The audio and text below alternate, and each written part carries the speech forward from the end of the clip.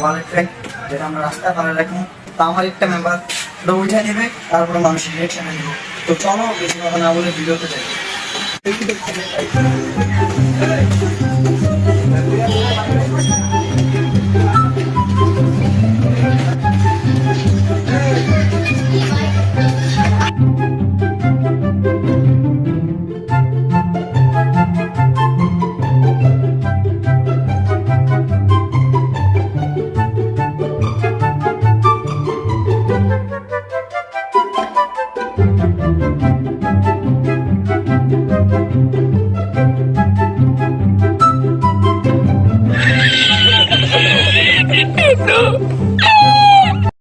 A few moments later.